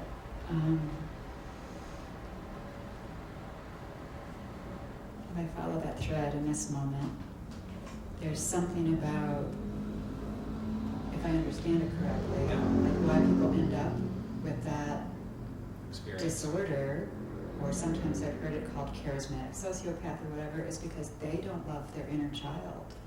You know, that they grew up not feeling loved just for existing. And so had to very early on develop persona, mask, false self in order to get loved. So. And all of us have that. I have that. You Yeah. have that. You know, it's Yeah. the wound-driven motive thing to the extreme, we could say. Right. I mean, I think anybody that's called to be a teacher has at least a degree of narcissism. Yeah, true. Yeah. Right? Like, that there's actually purpose to it. Like, why would I, like, oh, I host this event, come, right? Like, there's gotta be something in there, you know? Like, talk about another paradox, right? That there's a purpose. So Spirit actually gave me 3 words. I label this as the power of paradox, but they actually gave me 3 words: the purpose, the power, and the pleasure of paradox. And I thought it was too long of a title.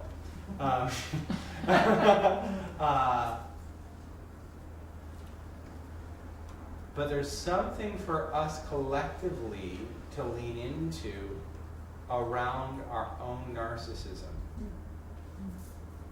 that there's purpose to it, because if we didn't have any of it, we probably wouldn't want to be on stages. We probably wouldn't want to write books and have them be bestsellers. We probably wouldn't want to step into thought leadership.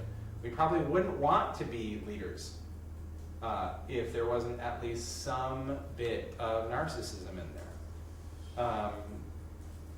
And so there's purpose to it, right? And I think the line we're talking about is what's driving the show, right? What's actually leading the way. And when it's rampant narcissism, well then, we know what that looks like. Now it feels like it's totally perfect for the wound-driven motive. So Right. like an analogy that comes to me is, if I watch the campaign at all, or even just myself, Yeah.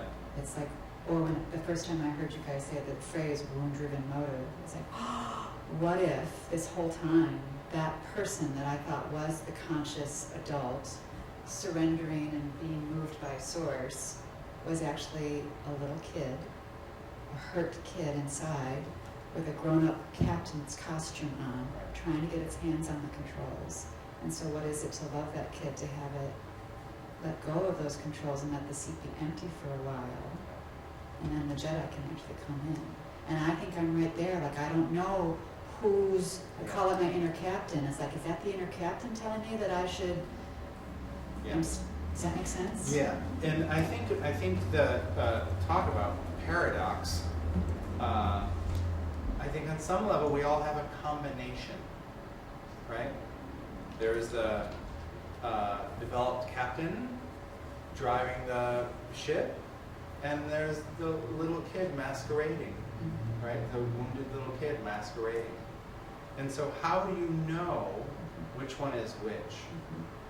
And what I know is that your brain can't figure it out. Yeah. And that's why I said you're quick, right? You're Yes, slippery. blessing curse, yes, yes. Because your brain can be like, which one is it? Which one is it? Which one is it? Which one is it?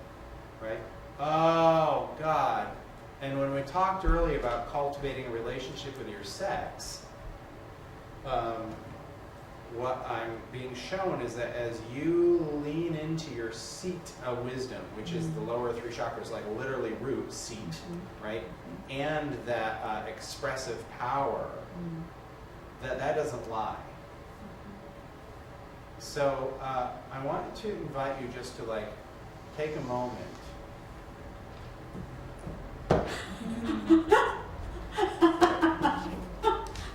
I'm modest.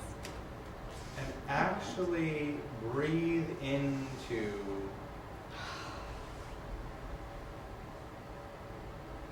and know that there's always wisdom there. And if your seat of wisdom and your expressive power came here tonight to express itself to you and through you for us, what's the piece of wisdom it has to share? For me, for everybody here, all of the above, Yes.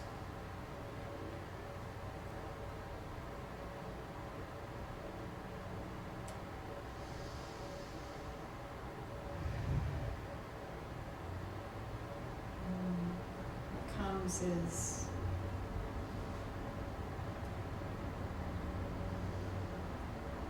if you think you've let love love you, and if you think you've loved yourself enough, you haven't. There's more. There's more. Yeah, that capital L love. And just ask that space, does it know who is driving the show at any given time?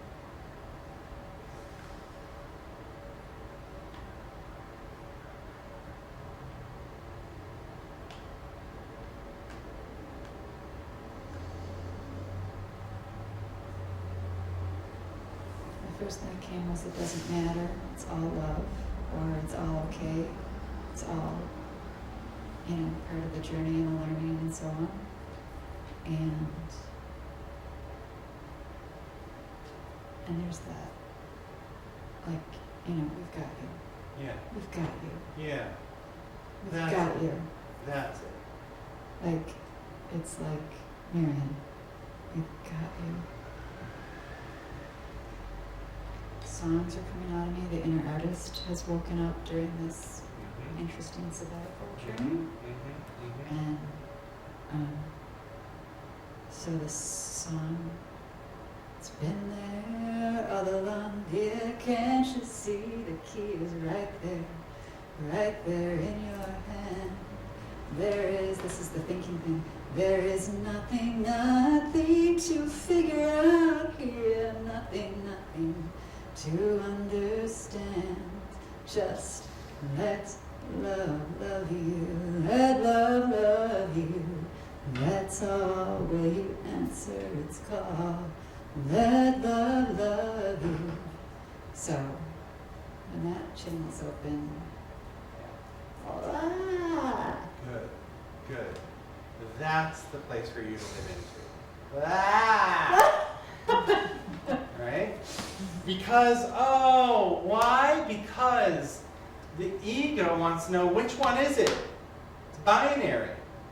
Right? Am I in my room? we are talking shit already. I know, but here it is. I know. You gotta live it. I know. It's living it.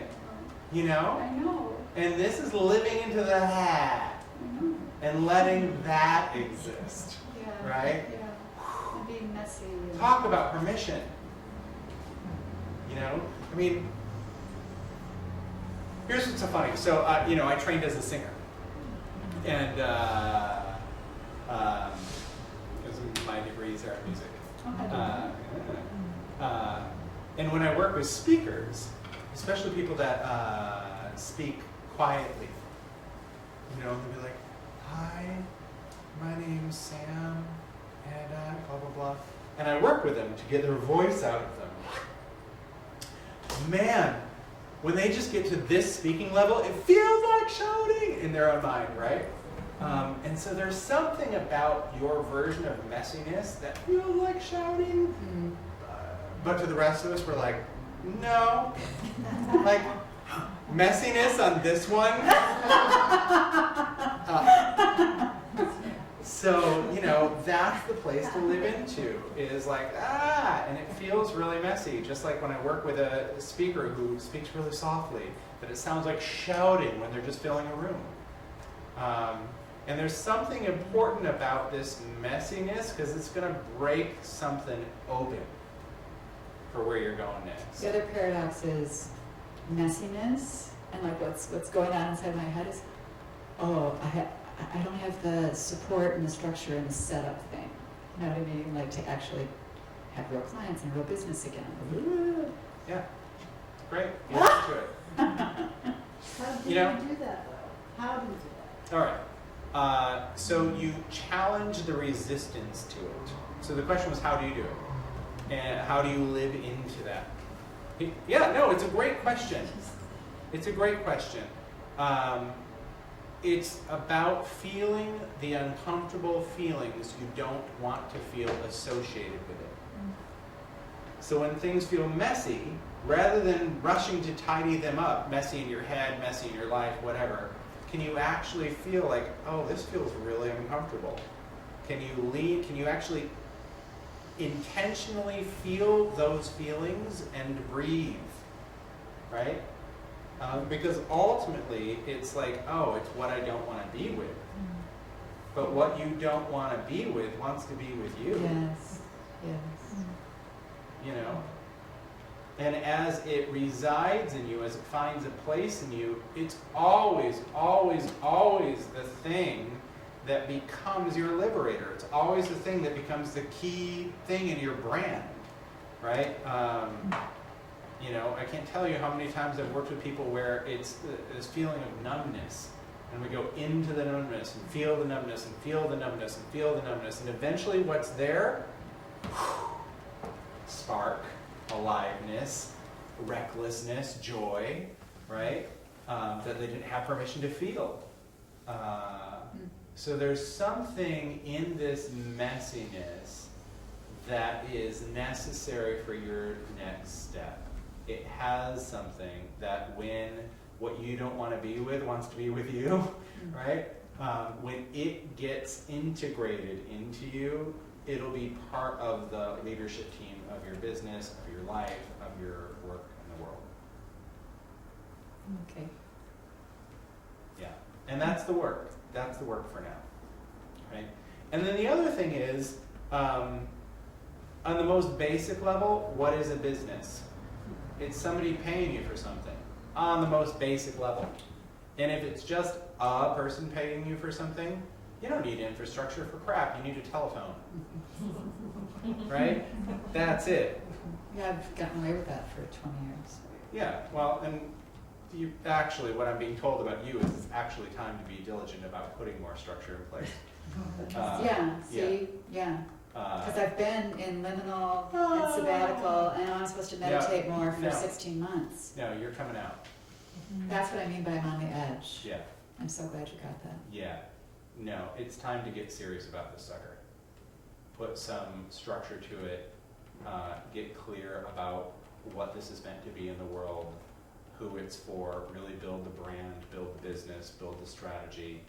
And it doesn't have to be like all overnight, Yeah, but it is like, you gotta build this sucker.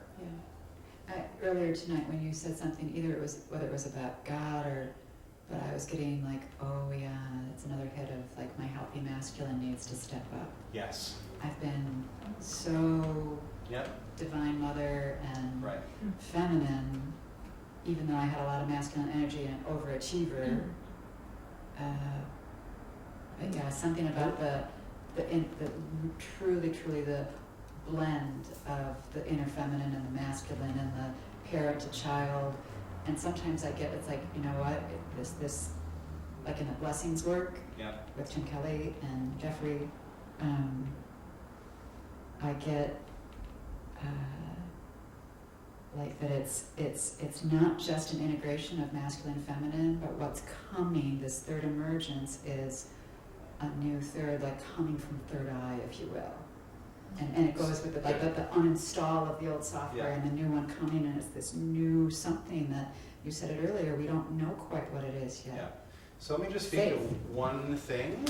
And Tim uses these quadrants, which I like. If you think about 4 quadrants, there's lower masculine, lower feminine, high masculine, high feminine. And we dance between these 4 quite a lot. Low masculine is domination as a way to express power. Low feminine achieves power via manipulation. Right? Oftentimes, well, whatever. High feminine is about mystery, and high masculine is about vision. And so as we become more and more attuned to what wants to happen through us and as us, what we do is we go into the mystery, we get the goodies, we bring them over to our vision, to high masculine, and then strategize in order to execute. And we dance between getting more information, vision, execution. More information, vision, execution, right? And so that's really that dance between the masculine and feminine as we move into really being discerning about our life's work and bringing it into form. So that's the work at this point. And lastly, I'd say, when it moves into your life's work, you've got to concentrate on doing it the way you're designed to do it.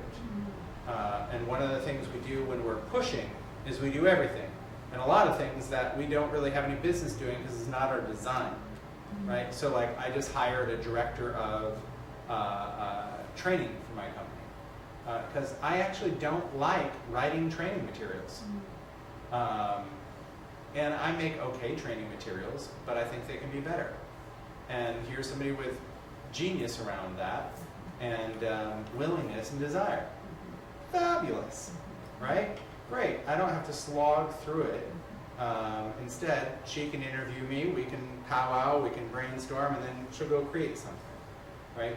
That's the way it needs to be for me, because really I'm supposed to be mainly just a channel, right? Sharing with people, speaking, whatnot. And so I need to build as much of the infrastructure in order to unleash the very few things that I'm actually designed to do, right? And that's the difference between the structure in the wound-driven paradigm and the purpose-driven paradigm. Is in the purpose-driven paradigm, you build the structure in support of the genius. Yeah, we're probably running out of time, but I am curious, it's like, is there something in my, is there like one last something in the wound-driven thing where I'm stepping on my own garden hose? Don't worry about it. Don't worry about it. It will show itself as you step forward. That's the whole thing. It's time. Oh, thank you. Thank you, thank you, thank you. All right. Oh, yes, we are at time. Ha! How about that? Thank you. Good. So let's just do a real quick check-in with live streamers, and we'll say goodnight. They were with you the whole time.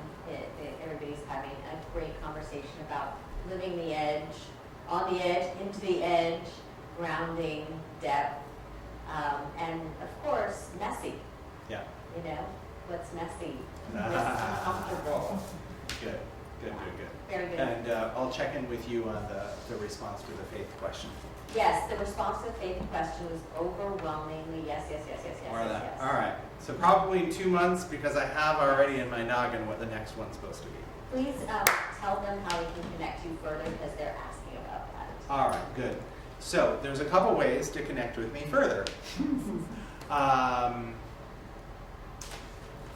My website, jeffreyvandyke.com. That's JEFFREYVANDYK.com. There's no E at the end of my last name. And you can always email us at support@jeffreyvandyke.com. There's 2 primary ways. Okay, I'm supposed to tell you this. Put this on your calendar.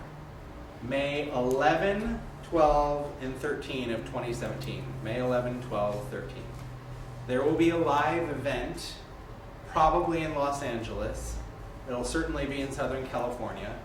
And I haven't done an event in years, and I'm being told that I need to, that this community needs to gather.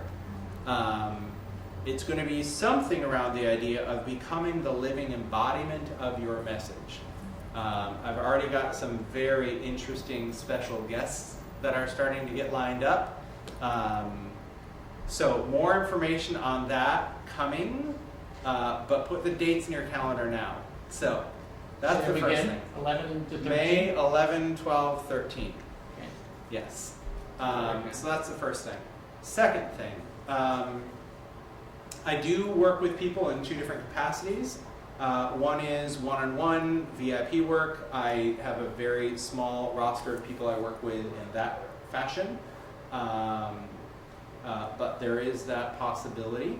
The other way I work with people is I have a 3-month deep dive into what I call tribal marketing, to really take these questions and build the next structure of your business around it. So Priya's worked with me in some different ways, some of you have worked with me in those ways. And that's really where we look at the wound, look at who the market is, look at where you need to be positioned, build the brand, build the go-to-market strategy, all that good stuff. So that's a deep dive, and that's where you're on the phone with me every single week for 3 months. So you can go to tribalmarketing.biz to check that out, tribalmarketing.biz. And I think if you want to apply for that or are interested in talking with me about that, you can go to tribalmarketing.biz/apply. I'm pretty sure that's the URL. So, and if it's not, just send an email to us, support@jeffreyvandyke.com. So, is that good? That's great. Awesome. Good. May 11, 12, 13. It's going to be amazing. I can feel it. I don't even know what this event's going to be yet, but it's going to be awesome. So with that, I always end, I grew up with these like preachers. And I always end these with a benediction. So may you go forth into your world feeling grace that goes beyond your knowledge. Grace that blows the circuits of your brain and allows you to move into a place of blessed assurance. Blessed assurance that you are on the right path, that you are absolutely supported, and that everything you need is at hand. So with that, blessings to you all. thank you for being here. And we'll see you next month. It will be the third Thursday next month. By the way, last thing. I know I already gave him benediction, but last thing. Topic for next month is this. That a calling chooses you. A calling chooses you. And then you have to choose it back. So we're going to play with that idea of a calling choosing you and you choosing it back next week, next month, whatever date that is. Let me look. I'm just going to tell you when that is, and then we'll actually officially finally wrap. That will be November 16. No, 17. November 17. Third Thursday, November 17. Right here, or right there. All right. Peace and love. Take care, everybody. Bye-bye. Yahoo!